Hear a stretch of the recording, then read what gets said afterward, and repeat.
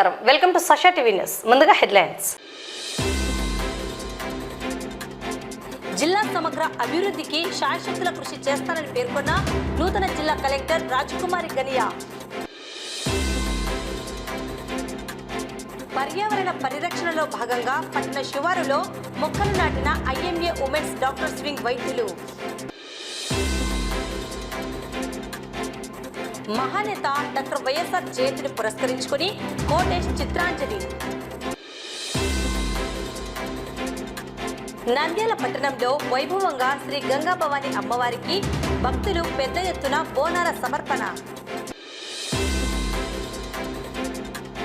ఈ నెల 17వ తేదీ పట్టణంలో వెలిసిన శ్రీ రుక్మిణి పాండురంగ స్వామి కళ్యాణోత్సవం.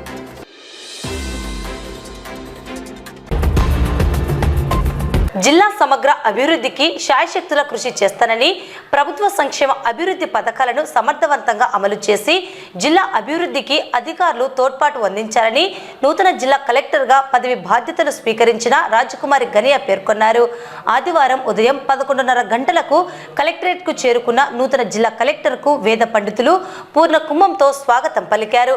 కలెక్టర్ ఛాంబర్లో వేద పండితుల ఆశీర్వచనాలు, సర్వమత ప్రార్థనల అనంతరం ఉదయం 11:35 నిమిషములకు రాజకుమారి గనియా జిల్లా నూతన కలెక్టర్గా పదవి బాధ్యతలను స్వీకరించారు. ప్రజలు, ప్రజాప్రతినిధులు, అధికారులు, స్వచ్ఛంద సంస్థలు, మీడియా అందరినీ సమన్వయం చేసుకుని జిల్లా సమగ్ర అభివృద్ధికి తన శాయశక్తుల కృషి చేస్తానని జిల్లా కలెక్టర్ రాజకుమారి పేర్కొన్నారు. Joint collector Rahul Kumar Reddy, DRO Padmaja, ఆర్డీఓలు, జిల్లా అధికారులు, సిబ్బంది జిల్లా కలెక్టర్ను మర్యాద పూర్వకంగా కలిసి పుష్పగుచ్చాలు అందజేసి అభినందనలు తెలిపారు. ఈ సందర్భంగా జిల్లా కలెక్టర్ రాజకుమారి మాట్లాడుతూ ప్రజలకు నిత్యం అందుబాటులో ఉంటూ ప్రజా సమస్యలను పరిష్కరించేందుకు ప్రత్యేక శ్రద్ధ తీసుకుంటానన్నారు. ప్రజా ప్రతినిధులు, అధికారులు, స్వచ్ఛంద సంస్థలు, మీడియా అందరినీ సమన్వయం చేసుకుని జిల్లాను అన్ని రంగాలలో ముందుంచి ప్రగతి పదంలో నడిపేందుకు కృషి చేస్తానన్నారు. నంద్యాల వంటి మంచి జిల్లాకు ఇది తన మొట్టమొదటి కలెక్టర్ పోస్ట్ అని ఆమె పేర్కొన్నారు. నంద్యాల జిల్లా కలెక్టర్గా ఈ ప్రాంతంలో పనిచేసేందుకు రావడం సంతోషంగా ఉందన్నారు. రాష్ట్ర ప్రభుత్వ ఆశయాలకు అనుగుణంగా ప్రభుత్వ సంక్షేమాభివృద్ధి పథకాలను సమర్థవంతంగా అమలు చేసి అందరి సహకారంతో జిల్లా అభివృద్ధికి పాటు పడతానని కలెక్టర్ తెలిపారు. అన్ని శాఖలను సమన్వయం చేసుకుని ప్రభుత్వ ప్రాధాన్యత అంశాలను క్షేత్రస్థాయిలోకి విస్తృతంగా తీసుకువెళ్లి అభివృద్ధి చేసేందుకు కృషి చేస్తానని తెలిపారు. నంద్యాల జిల్లా జియోగ్రఫికల్ ప్రొఫైల్, ఇక్కడి పరిస్థితులను పరిశీలించారని వ్యవసాయ అనుబంధ రంగాలు, ఇరిగేషన్, పరిశ్రమలు, టూరిజం తదితర అన్ని సెక్టార్లలో ప్రస్తుతం ఉన్న పరిస్థితులను ఆకలింపు చేసుకుని మరింత అభివృద్ధి చేసేందుకు ప్రణాళికలు రూపొందించి ఆ మేరకు చర్యలు తీసుకుంటానని ఆమె తెలిపారు.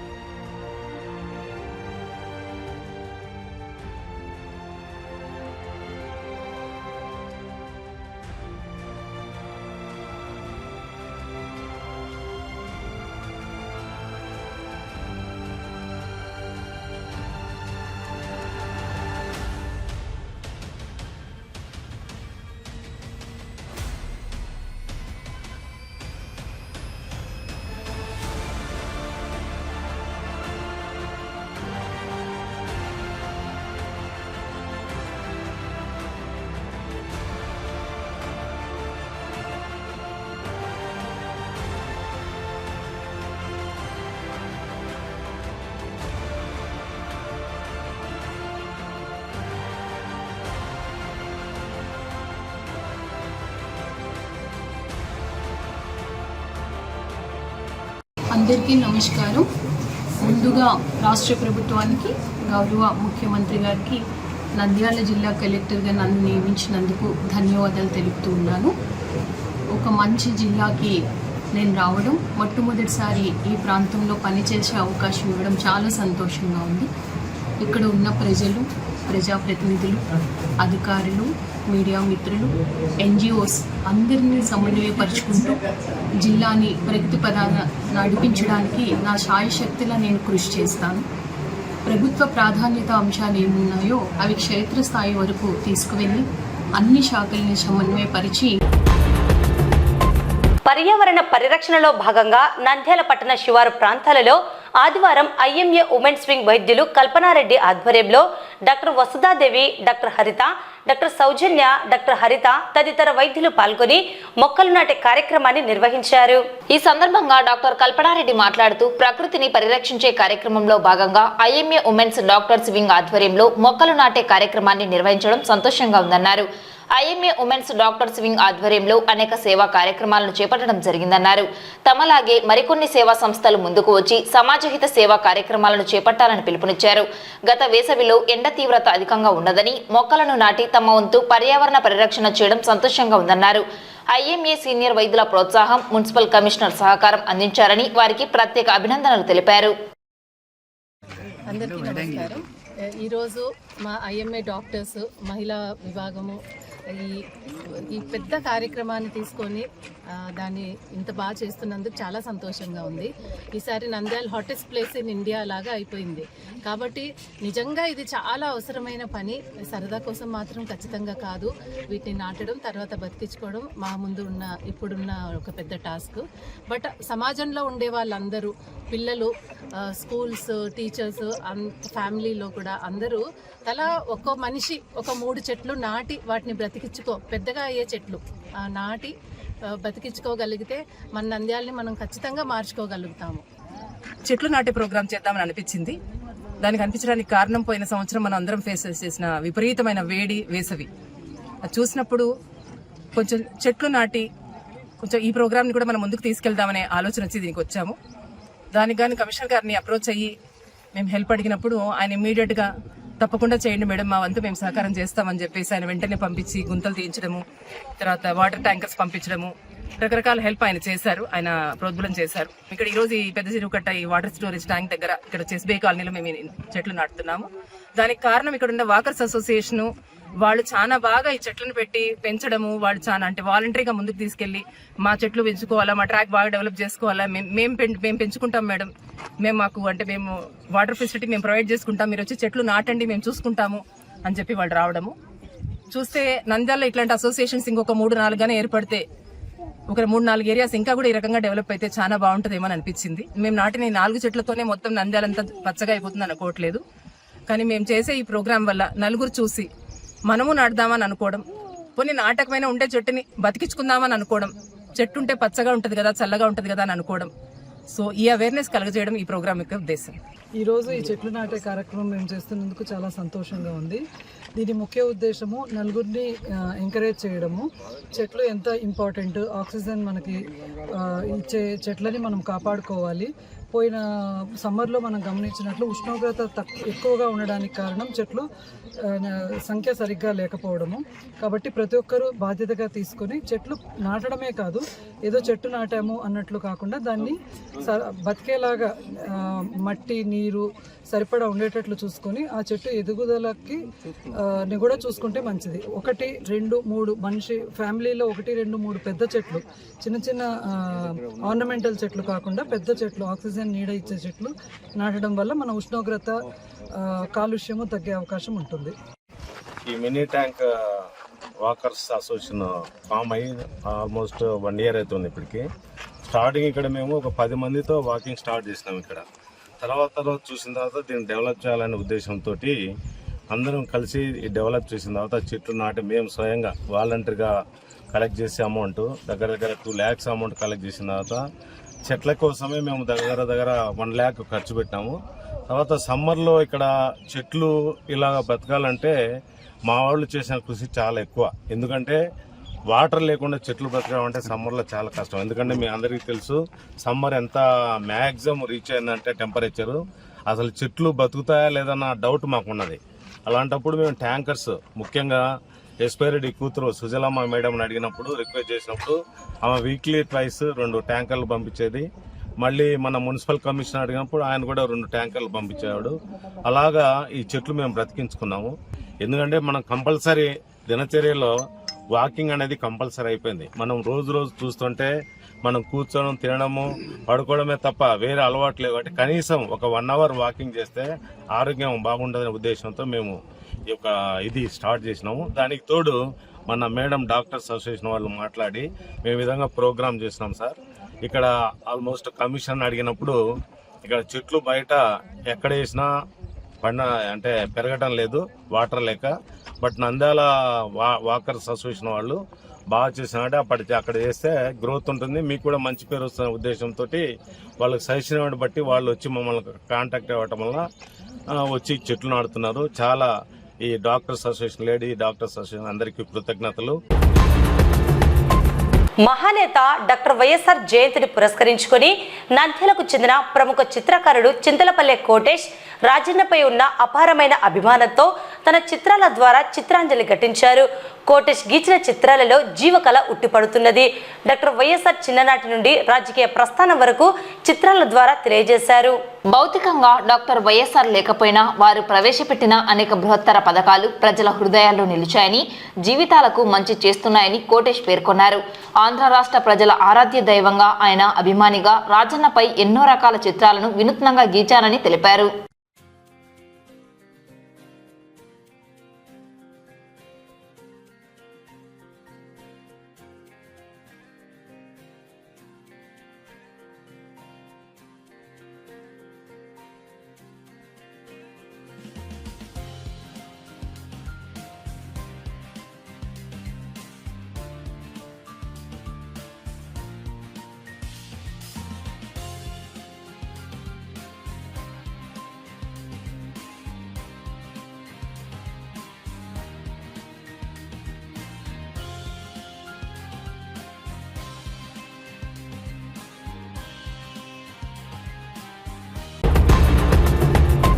నంద్యాల పట్టణం బయటిపేటలో వెలిసిన శ్రీ గంగా భవాని అమ్మవారికి రజక సంఘం పెద్దయ్యంగన్న ఆధ్వర్యంలో పెద్ద ఎత్తున భక్తాదులు తరలివచ్చి అంగరంగ వైభవంగా మేళ తాళాలతో, తప్పెట్ల వాయిద్యాలతో, భక్తి శ్రద్ధలతో అమ్మవారికి బోనాలను సమర్పించడం జరిగింది. లోక కళ్యాణార్థం అమ్మవారికి ప్రతి ఏడాది ఈ బోనాల కార్యక్రమాన్ని నిర్వహిస్తున్నట్లు నిర్వాహకులు పేర్కొన్నారు.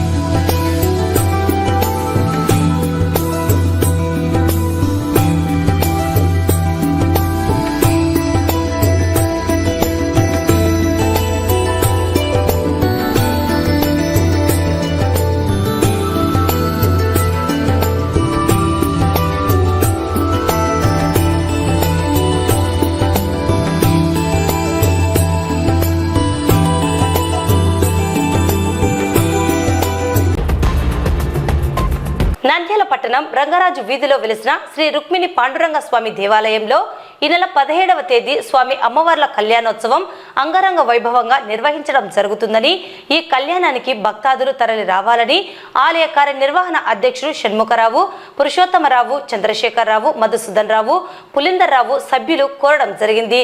ఈ మేరకు ఆదివారం కళ్యాణోత్సవ ఆహ్వాన పత్రికను వారు విడుదల చేశారు. ఈ సందర్భంగా షణ్ముఖరావు మాట్లాడుతూ నంద్యాల పట్టణంలో వెలిసిన శ్రీ రుక్మిణి పాండురంగ స్వామి దేవాలయం 120 సంవత్సరాల పురాతన ఆలయంగా ప్రసిద్ధి చెందినదన్నారు.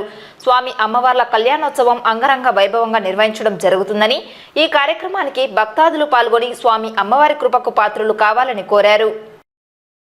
ఈ నెల 17వ తేదీన బుధవారము శ్రీ రుక్మిణి పాండురంగ స్వామి కళ్యాణము నంద్యాల వన్ టౌన్లో ఉన్నటువంటి వన్ టౌన్ పోలీస్ స్టేషన్ పక్కన అప్పులగొట్టి బజారు దగ్గరలో రంగరాజ వీధిలో ఉన్నటువంటి శ్రీ రుక్మిణి పాండురంగ స్వామి దేవాలయం నందు కళ్యాణము జరపబడును. ఈ కళ్యాణము 17వ తేదీ ఈ నెల బుధవారము 9:45 కళ్యాణం జరిపించు భక్తులకు, దంపతులకు దేవలం చుట్టూ పురవీధుల గుండా మేళతాళాలతో ఊరేగింపుగా దేవలం చేరిన వెంటనే కళ్యాణం ప్రారంభించబడును. కళ్యాణం తదనంతరము 11:30కు నంద్యాలలో ఉన్నటువంటి పట్టణ పురవీధుల గుండా అనగా రంగరాజుల వీధిలో ఉన్నటువంటి శ్రీ రుక్మిణి పాండురంగ దేవాలయం నుండి పప్పులబట్టి బజారు, గాంధీ చౌకు, పార్కు రోడ్డు, కోట వీధి, మాందేస్వామి టెంపుల్, మల్లరా కాళికమ్మ స్వామి దేవాలయము, మళ్ళా గాంధీ చౌకు, Kalpana centre, Victoria reading room, Anjaneya Swamy temple, main బజారు, అలాగే నామలయబడి, చింతరుగు, ఇలా మళ్ళా పాండురంగ స్వామి దేవాలయానికి ఆ గ్రామోత్సవం చేరును. భక్తులందరూ ఈ కళ్యాణంలో మరియు గ్రామోత్సవములలో పెద్ద ఎత్తున భక్తుల సమక్షంలో జరుగును. ప్రసాదాలు స్వీకరించి దేవుని కృపకు పాత్రలు కావాలని చెప్పేసి శ్రీ రుక్మిణి పాండురంగ స్వామి దేవాలయం తరపున కమిటీ వాళ్ళము నంద్యాల పట్టణ ప్రజలకు తెలియజేస్తున్నాము. గ్రామ ప్రజలందరూ కూడా ఈ కళ్యాణాన్ని మరి గ్రామోత్సవాన్ని పాల్గొని తిలకించి దేవుని కృపకు పాత్రలు కావాలని విజ్ఞప్తి చేస్తున్నాము. ఈ నంద్యాల శ్రీ రంగరాజ వీధిలో ఉన్నటువంటి రుక్మిణి పాండురంగ స్వామి దేవాలయానికి మంచి చరిత్ర ఉంది. దాదాపుగా 120 సంవత్సరముల నుంచి పురాతనమైన దేవాలయము. ఈ దేవాలయాన్ని సందర్శించి పూజలలో పాల్గొని, కళ్యాణంలో పాల్గొని, గ్రామోత్సవం పాల్గొనే దేవుని కృపకు పాత్రలవుతూ వారి భక్తుల యొక్క కోరికలు నెరవేర్చడంలో ఈ దేవాలయానికి ఒక విశిష్టమైనటువంటి ఒక చరిత్ర ఉంది. కావున నంద్యాల పట్టణ ప్రజలకు శ్రీ రుక్మిణి పాండురంగ స్వామి దేవస్థానం తరఫున, భావసాగ క్షత్రియ సమాజ్ తరఫున సవినంగా విజ్ఞప్తి చేసేది ఏమంటే ఈ కార్యక్రమాన్ని జయప్రదం చేయవలసిందిగా సవినంగా కోరుచున్నాము. శ్రీ రుక్మిణి పాండురంగ స్వామినే నమః.